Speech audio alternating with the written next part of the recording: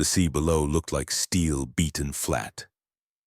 Leutnant Ernst Keller squinted into the light, eyes dry, lungs tight with the smell of oil and cordite that lived inside every German cockpit. The altimeter was trembling somewhere between 8 and 9,000 feet. The gauges glowed orange under the canopy. His hands were steady, but the air around him wasn't. The Focke-Wulf 190 was the Luftwaffe's pride, a machine so sharp it almost felt alive. Keller had flown it since France, since the early days when the sky belonged to them. He trusted the weight of it more than he trusted the men who sent him up. He was supposed to be heading home. He had left the dogfight minutes ago, or maybe an hour. Time had started to stretch and fold inside the clouds. The English Spitfires had scattered like silver birds, and Keller had followed one into a dive until his guns were empty. When the last tracer vanished, so did his sense of direction. Now he was alone over a gray sheet of water that could have been anything. Normandy? The Channel? The Irish Sea? He tapped the compass. It spun slowly like a man unsure of his own name. Fuel low, oxygen low, radio silent. He pulled the mask from his face and sucked air that smelled of rubber and metal. The world outside was a blur of light and fog. The horizon had disappeared. He banked left, looking for land. The 190 answered with a shiver through its wings, loyal as a dog. Through a break in the cloud, he saw green, cliffs, farmland, a runway, home. He exhaled. He could almost see the airfield near Cherbourg, the one carved into the cliffs. He pictured the ground crew, the line of black uniformed mechanics waiting to refuel and slap the side of his plane like a prize horse. He pictured the hangars with their swastikas flapping like promises. He rolled the plane into descent. The wind howled past the canopy, white spray kicking up from the sea. The radio came alive for the first time in an hour, a burst of static and a voice he couldn't place. Too clean, too fast. English. Unidentified aircraft. This is Pembroke Control. Identify yourself immediately. Keller froze. The words didn't fit. He heard them again, slower this time, calm but hard. Unidentified aircraft. You are entering restricted airspace. State your intention. He frowned, tapping the receiver. Dies is 95 Keller. Returning to base, he said, voice cracking through static. No reply. He looked down. The cliffs weren't Normandy's white chalk. They were dark, jagged, unfamiliar. The fields weren't cut into rectangles like in France. They were circles and hedges. The coast curved wrong. The first chill of dread climbed his spine. He circled once, scanning for markings. No flak, no smoke, no anti-aircraft bursts. But something about the runway below was wrong. The pattern lights were English. Green to the left, red to the right. German fields used the reverse. His brain told him to climb, to run, to turn east until the compass stopped spinning. But the engine sputtered, coughed once, twice. Fuel gauge, empty. He had one choice left, land or drown. All right, old girl, he said under his breath. One more time. He lowered the gear. The hydraulic whine filled the cockpit like a slow scream. The wheels locked with a clunk he could feel through the seat. The ground rose to meet him. Wind hit the plane sideways. The airspeed dropped. The runway loomed, shorter than he remembered, narrower, but still land. He flared too high. The 190 bounced once, twice, then skidded sideways in a shower of sparks. The propeller bit the earth and bent, the cockpit filled with smoke and dust. When the world stopped moving, he sat there, breathing in the smell of burned grass and engine oil. His hands wouldn't let go of the stick. Then came the voices, muffled at first, then sharp, urgent. Hold your fire! He's down! Keller blinked. Shapes appeared through the haze, men in khaki running toward him, not his men. Helmets wrong, rifles wrong. He tried to reach for his pistol, but his arm wouldn't move. The crash had driven the harness into his ribs. The canopy latch stuck once, then opened with a hiss of fresh air. "Hands up!" someone shouted. He looked up into the barrels of 3 Lee Enfields. The nearest soldier's accent was thick Welsh. "Out of the bloody cockpit, Jerry!" Keller raised his hands slowly, blood running from his temple. He stepped down from the wing, boots sinking into wet grass. His head rang. The air was cold. A dozen men surrounded him, their uniforms mud-stained, eyes wide with disbelief. "Christ," one of them said, "it's a Focke-Wulf."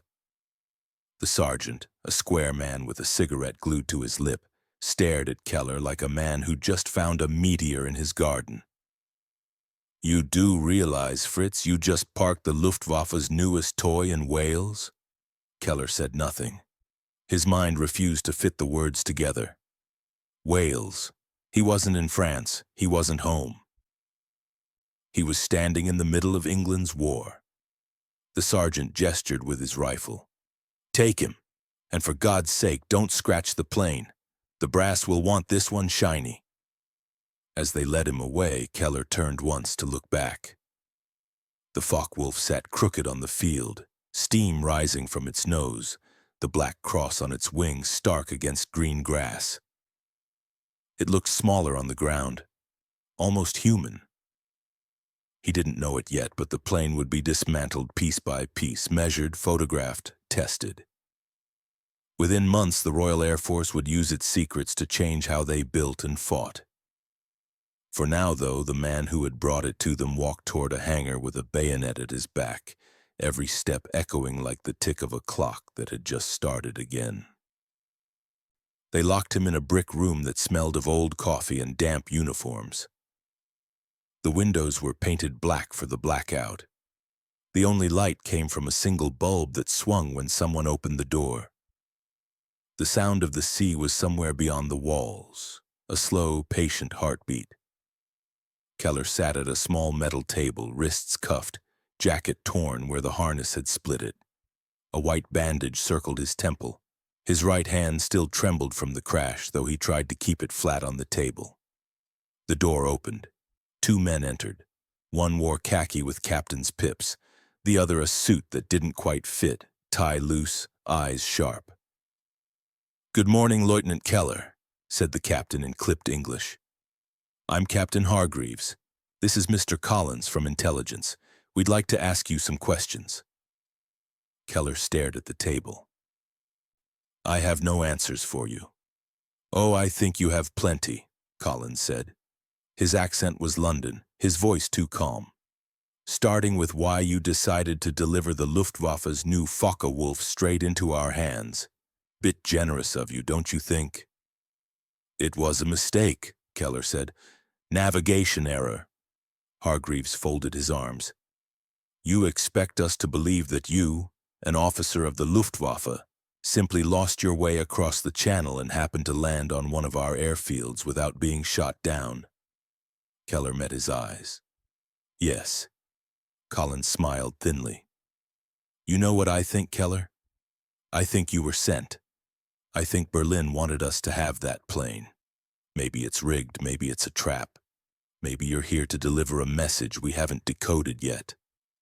Keller said nothing. Hargreaves leaned forward. "Tell us your mission." "There was no mission." "Who gave the order to land?" "No one." "Where were you based?" He hesitated, then said quietly, "Saint-Malo." "Unit?" "Jagdgeschwader 2. Hargreaves jotted notes. Collins watched Keller the way a cat watches something small deciding whether to breathe. "Why here, Keller? Why Wales?" "I thought I was over France." Collins laughed once, short. "You were 300 miles off course." Keller's jaw tightened. There was cloud, compass failure. "Convenient." The silence stretched. The bulb buzzed overhead. Keller could hear the faint hum of activity outside. Trucks, men shouting orders, a generator coughing to life. Somewhere, someone was photographing the wreck of his plane. Hargreaves closed the notebook. You'll be transferred to a holding facility until we decide what to do with you. In the meantime, perhaps you should pray that your story checks out." Collins stayed as the captain left. He sat down across from Keller and lowered his voice. "You know, they're calling that plane a miracle out there. Fastest thing they've ever seen. They're already crawling over it like ants. Whatever secrets it has, we'll have them soon enough." Keller looked up. "Then you'll build more of them." "That's the idea." He nodded slowly. "And more men will die in faster machines." Collins tilted his head. "You don't seem very loyal for a soldier." Keller's mouth twitched, almost a smile. "Loyalty is a word for people who still believe in the map." They moved him to a base near Bristol a week later. The war was a distant thunder there. Bombers droning overhead, sirens wailing at odd hours. He could smell the war even through the walls. Fuel, paint, the metallic tang of aircraft being built faster than they could be buried. They gave him a narrow bed, 2 blankets, and silence. Each morning, guards brought him food and a newspaper in English. He couldn't read most of it, but the photographs were enough. Cities burning, factories bombed, faces of children under headlines that all said "Victory soon." On the 3rd day, Hargreaves came back, a different tone in his voice. "They've been testing your aircraft." Keller waited. "According to our pilots, it's faster than anything we've got. Climbs like a rocket, turns on a dime. They say if the Germans built enough of them, they could take the sky back." Keller didn't reply. "You realize what you've done?" Hargreaves said. "You've handed us the key to beating your own Air Force." Keller met his eyes. "Maybe that's not a bad thing." The captain studied him. "You're either a very clever spy or a very tired man." "I am just a man who wanted to go home," Keller said quietly. That night he couldn't sleep. The air raid sirens wailed again, distant but real. He heard engines high above, his engines. Focke-Wulfs cutting across the moonlit sky like silver knives. He knew their sound, the rhythm of their dives. The anti-aircraft guns opened up in the distance, and he felt each concussion in his chest. He went to the window. A searchlight carved the clouds, caught a bomber, followed it until it burned. The flaming wreck fell slowly, turning over and over until it vanished behind the hills. He whispered something in German, half a prayer, half a curse. The door opened behind him. Collins stood there, coat half buttoned, a cigarette glowing between his fingers. "Couldn't sleep." Keller didn't turn. "They're yours now," he said. "Those planes. You will make copies, improve them, use them. That's the plan.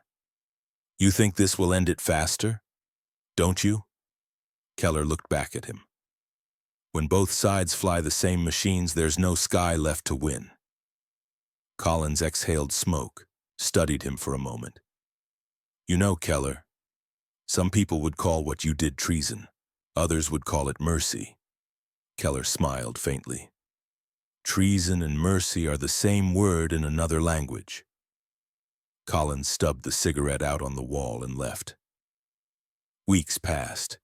The British engineers stripped the Focke-Wulf apart, catalogued every bolt, every curve of its wing.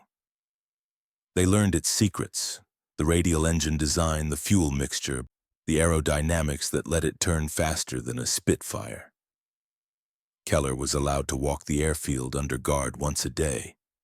He saw young British pilots learning to fly mock-ups, heard their laughter echo off hangars. The irony was sharp enough to taste. One afternoon, a mechanic stopped him near the hangar doors. "You're the Jerry who brought it in, aren't you?" Keller nodded. The man grinned, wiping grease from his hands. "Well, you've done us a favor, mate. That plane of yours, she's going to change everything." Keller looked past him at the silhouette of the Focke-Wulf framed in sunlight, now painted with British roundels. "Yes," he said softly, "she will." The mechanic didn't hear the rest, and it won't save any of us. That evening, Collins came again carrying a small folder. Orders came through, he said. You're being transferred to Canada, POW camp, quiet, safe, far from the front. Keller nodded. Collins hesitated. Before you go, there's something you should know. Command's been using your plane for tests. They're calling it the gift bird. Keller's mouth twitched. A gift. From you, Collins said. From the enemy. Keller thought of the cloud, the compass spinning, the voice on the radio. He thought of the moment he had believed he was home. I wasn't the enemy, he said. Not that day. Collins closed the folder. Maybe not. He extended a hand. Keller looked at it for a long time, then shook it. Good luck, Keller. You too, Keller said. When this is over, try not to build anything that flies. As the truck took him away, the airfield grew smaller behind him, a single runway stretching out toward the sea. The Focke-Wulf stood near the hangar, sunlight glinting off its propeller. By the next year, British pilots would fly a new generation of fighters shaped by its design. The war would tilt again, faster, deadlier. But no one would remember the man who had brought it to them, or the cloud that turned his compass, or the voice that told him he was home. They would just remember that one summer afternoon in 1942 the war had changed direction. Because one man had lost his way.